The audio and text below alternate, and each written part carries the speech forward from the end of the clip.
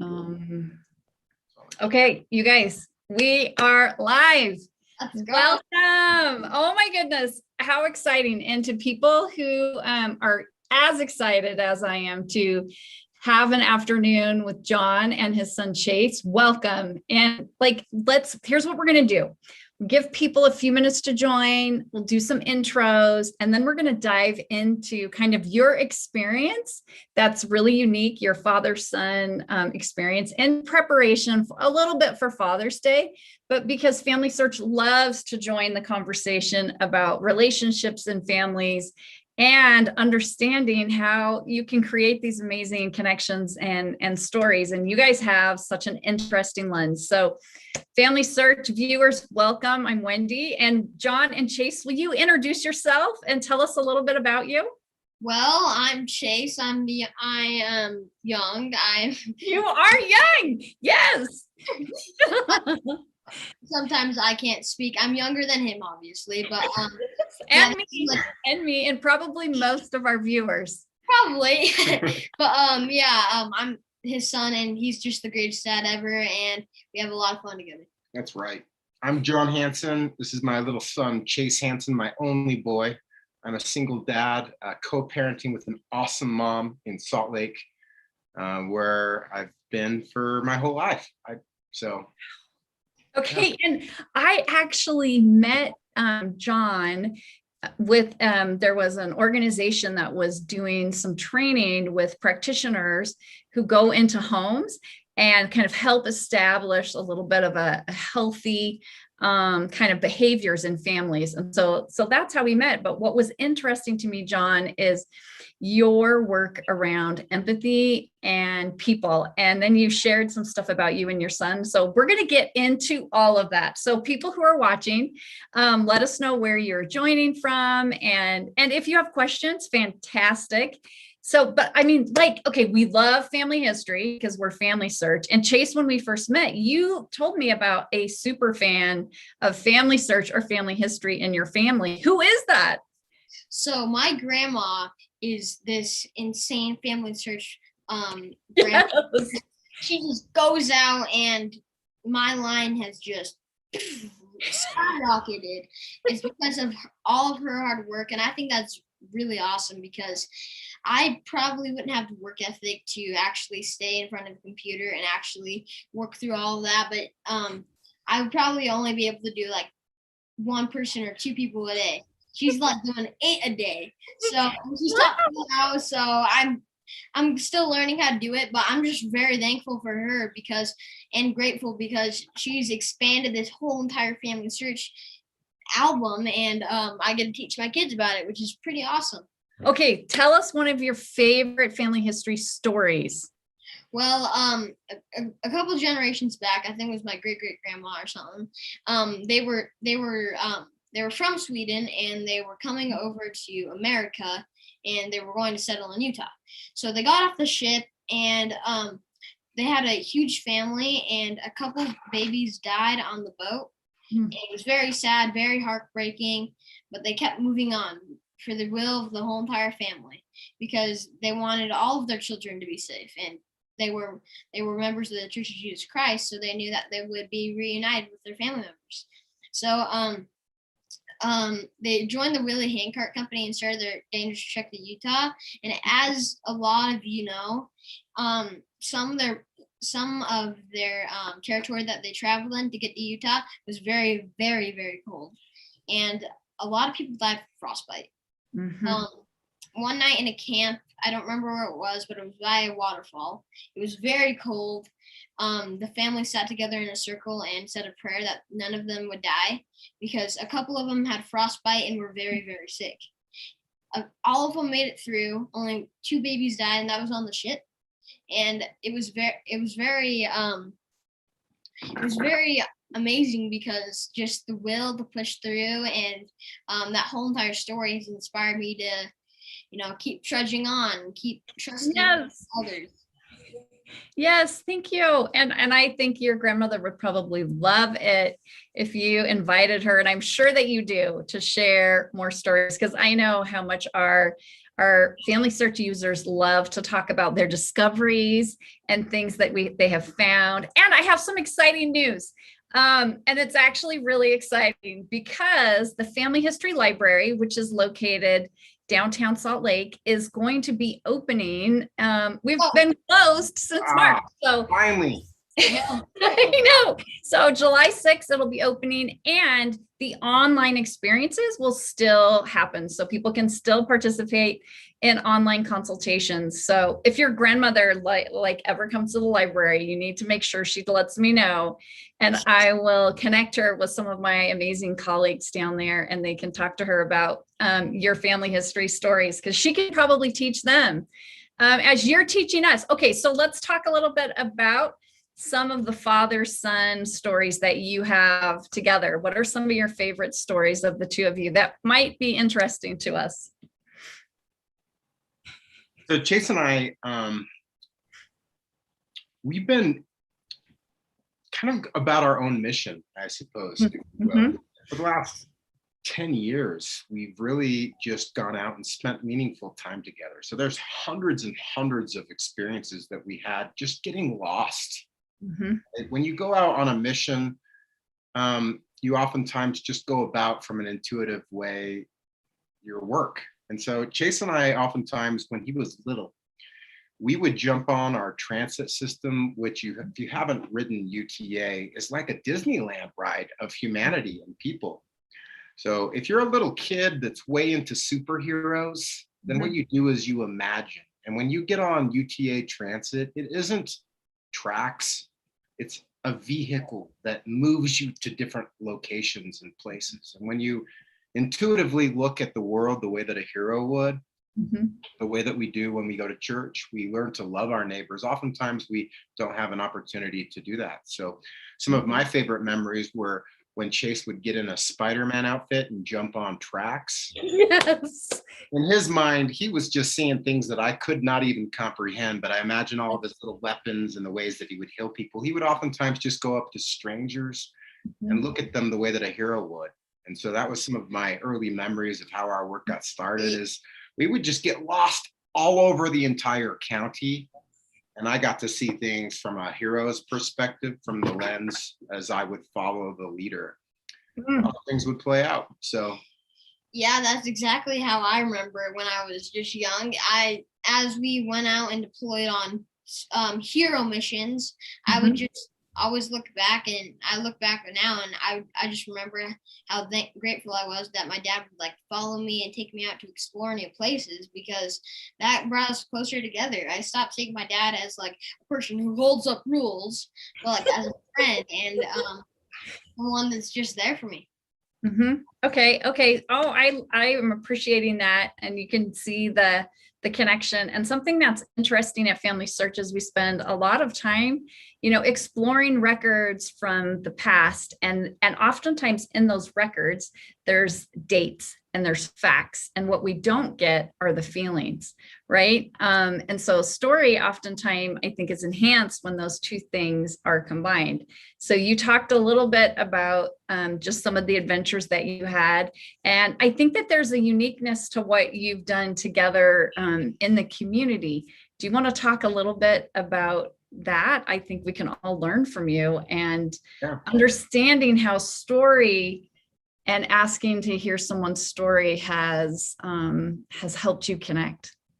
Yeah, I think that as a father, my hope was just to raise a champion kid who was cognizant and aware of how the world really worked. The things that I appreciated as I toured the country or served in other parts of the world were meaningful to me, and I wanted to give my son opportunities to try that. So when we were little, we would just explore and look for ways to engage. I wanted to teach Chase the trade craft of how he would love his neighbor. So we started when Chase was little, looking for ways to serve while we were out doing adventures, not just to have fun, but also to be purpose driven. And when you're called to action to help people, little people become curious why, when they're going to church and when they live in a community like ours, why there is so much misery on the tracks line.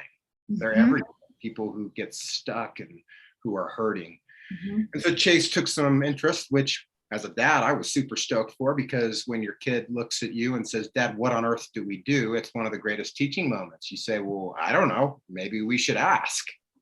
So 6 years ago, when Chase was little, we started asking people downtown as ways to learn together why they were experiencing tragedy and why they were just in despair. So we ended up developing a project, really a way to spend meaningful time together, which was called Project Empathy.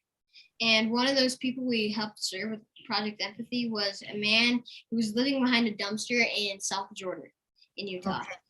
Tell us about his story, whatever you're comfortable sharing, and especially his name. Yes, of course. His name was Mike Campbell, is Mike Campbell. My dad met him on tracks, just curious. My dad saw Mike talking to some skateboarders because Mike is a serious longboarder. He's really into that stuff. So my dad started chatting with Mike after the skateboarders got off the tracks line in UTA. And my dad was just talking to him and asking him. And eventually Mike started sharing about his kids. He hadn't been able to see his kids because he hadn't had a way to pick them up. So he was sleeping behind a dumpster in a tent, just trying to be close to his boys so he could eventually see them again. And Mike's story was very sad because my dad, being a father himself, imagining not being able to see me, he just wanted a way to help. So my dad's like, I'll take Mike, I'll grab your boys and facilitate dad time. So we started deploying and getting these boys, taking them to Mike, and just watching dad time play out at any trampoline park, skate park, anywhere the boys wanted to go. Me and my dad would just take them in the car and follow them and watch them. It was a very great experience for me and my dad and the two boys, Bodie and Tanner. Bodie's the older one. He's my age. Tanner's a little bit younger, about 4 years younger. And Bodie and Tanner just love spending time with their dad. They love policemen. They love like army people, and they're just really into that kind of stuff. So it was a good experience for me and the boys and dad and the two dads, because I got to mentor the boys on how to become a great leader and how to serve people, and my dad got to mentor him on dad time and how they can create a stronger connection together. And that just drew us to become closer friends, and me and my dad become closer friends also because we became stronger and closer together. So what is it about and tell us what happened to Mike.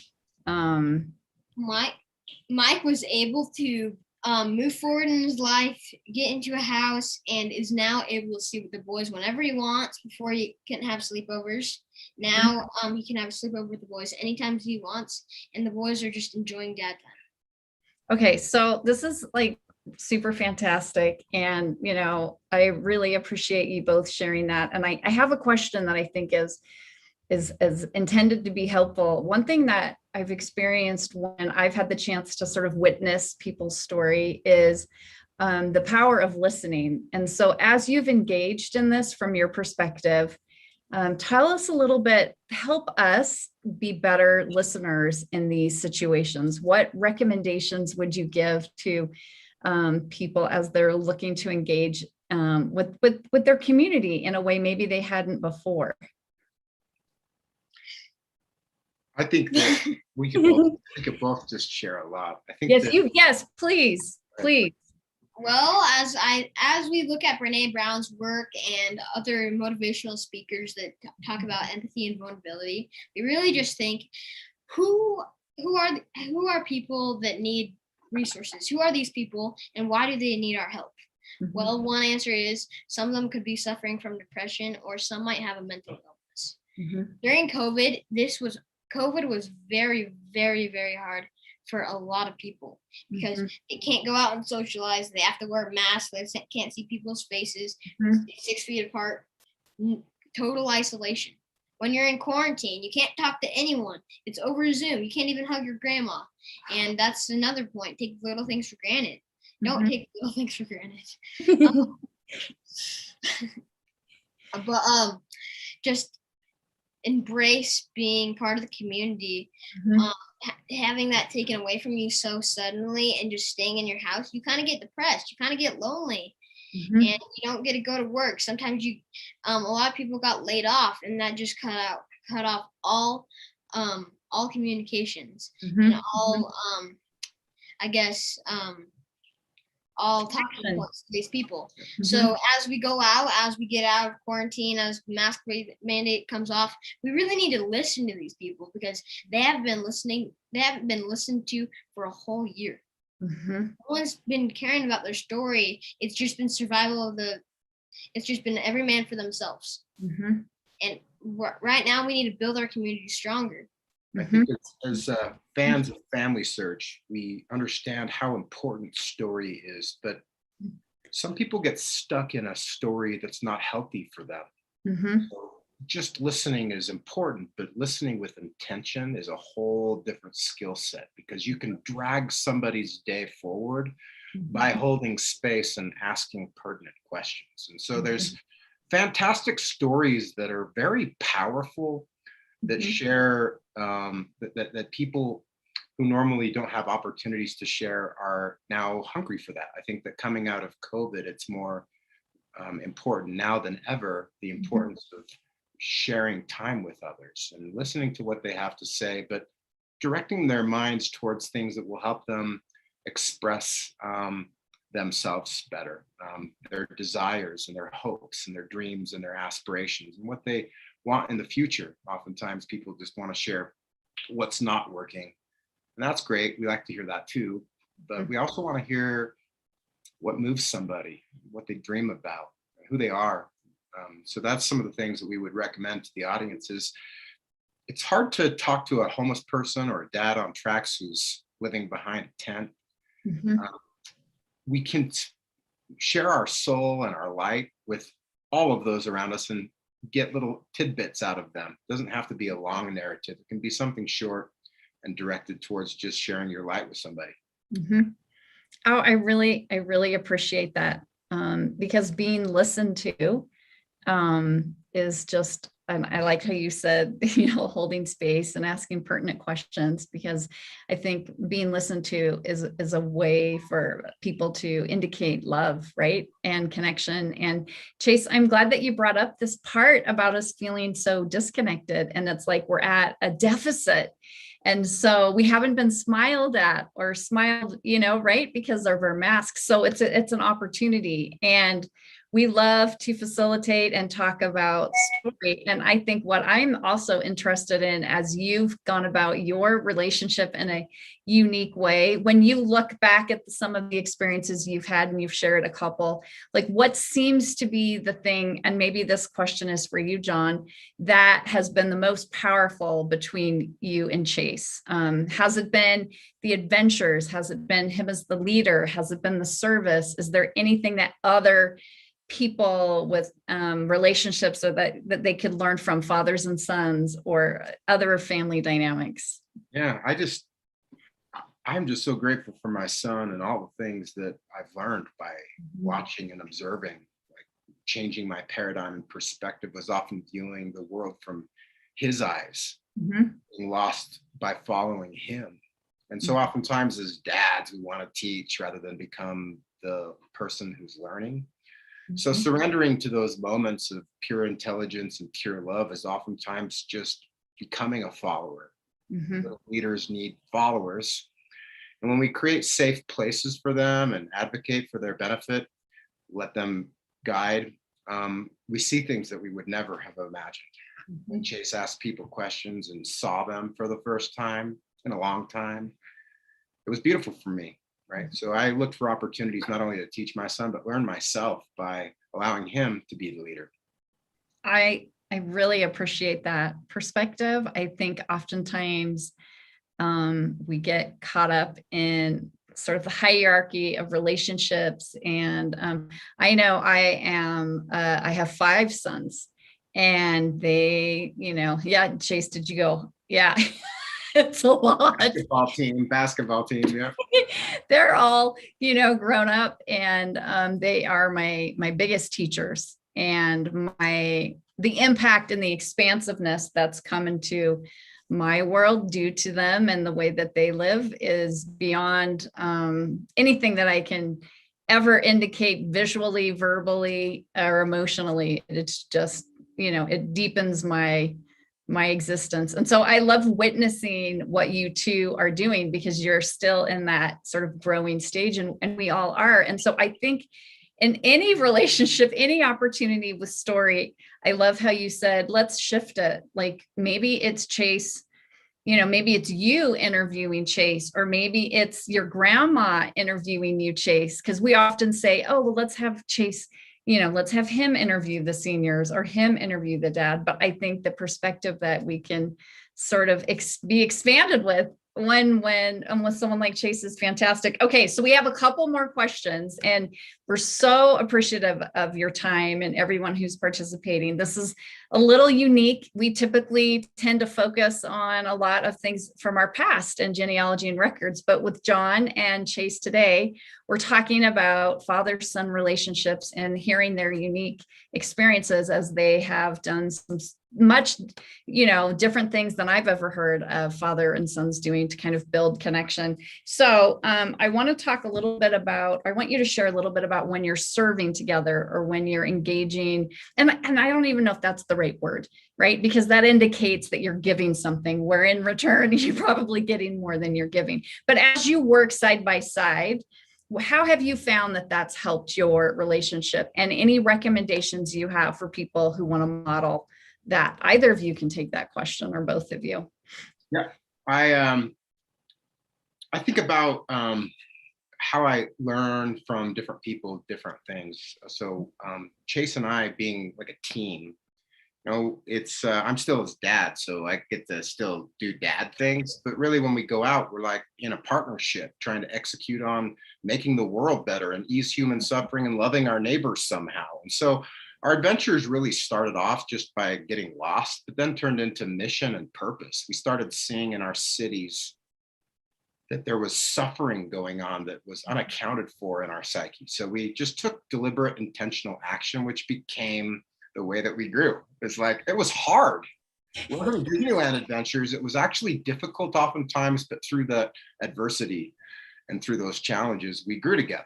And so others that want to duplicate, as parents, oftentimes we're looking for ways to allow our children to grow in a safe way, to broaden their emotional intelligence, to broaden their perspective, and to sample humanity.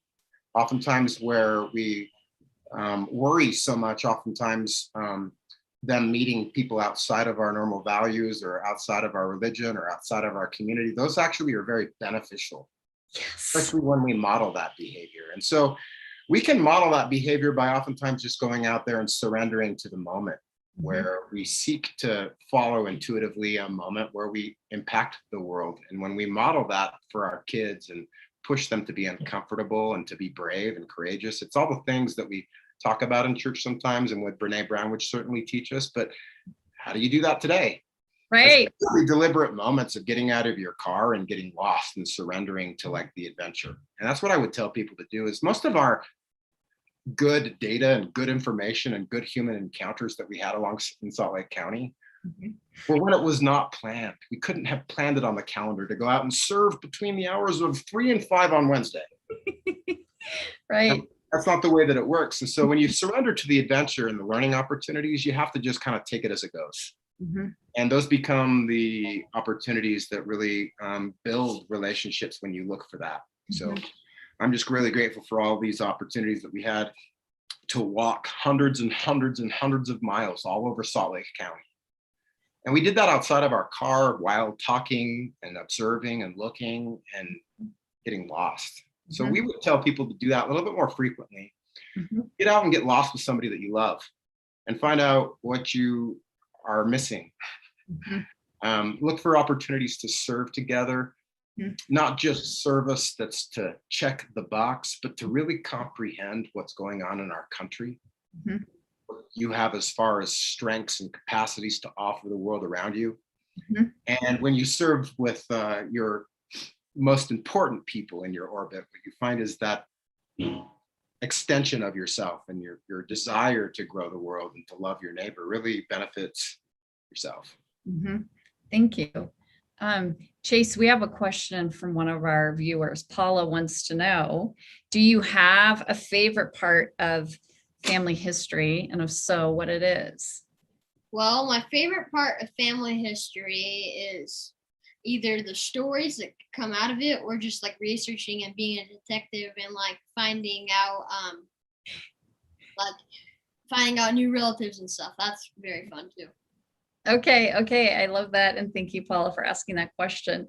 I think something else that as we're kind of, you know, definitely learning from you in your experience is let's see, I have a few questions in mind, but I always like to ask people, what do you want to be remembered for? I think that's something that as we have this space in family history and kind of learning about people that have already passed, it's not something that often is documented about someone's life.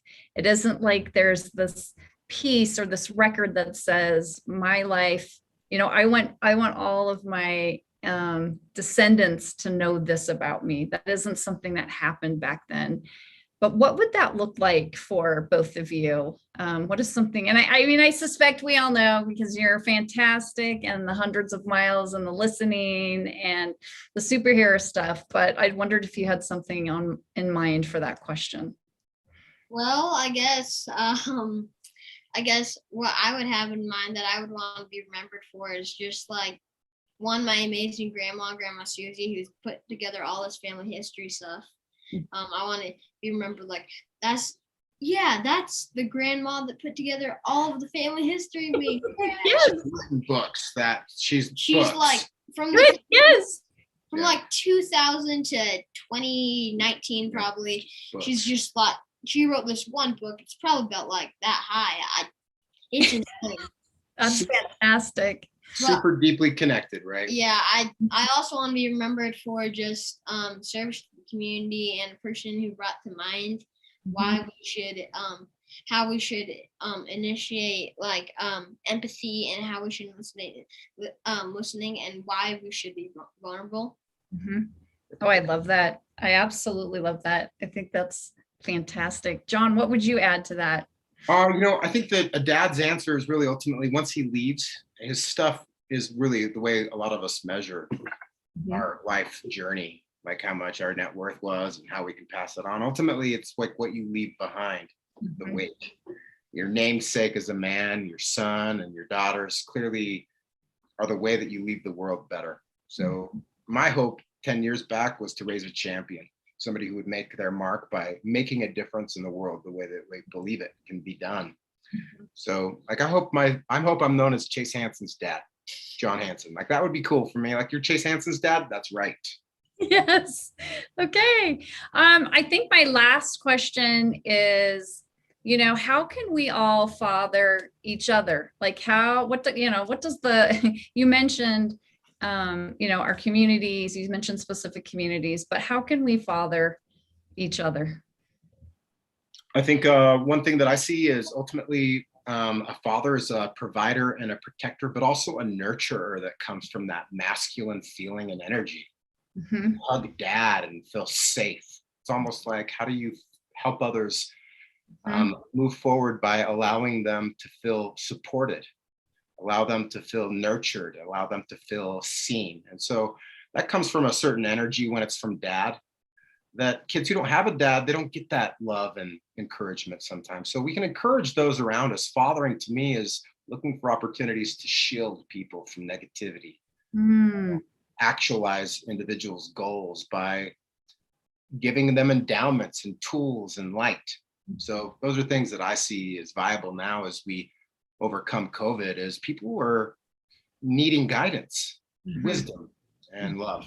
So. Oh, I love that. Okay, Chase, what would you add? Well, I guess fathering is a way that we can all nurture each other in the same way. When we father someone, we help someone out. It's kind of, to put in an analogy, we help someone out with their homework. We yes, if like you're a dad and you help your son out with your homework, that they might do something in return for you, like mow the lawn. So like as you father someone, you don't expect to get a deed back, but just know it might become. Treat others that like you want to be treated. Mhm. Oh, I love that. Okay. Thank you for spending some time with us here at Family Search and modeling relationship building and serving as something that we can all sort of aspire to. And it's just been a privilege for me to engage with you, and to all of those who participated. Thank you for participating. And we will see our viewers soon. And remember, the library is opening up. So thank you, everybody. Right on. Thank you guys. Thank you, everyone.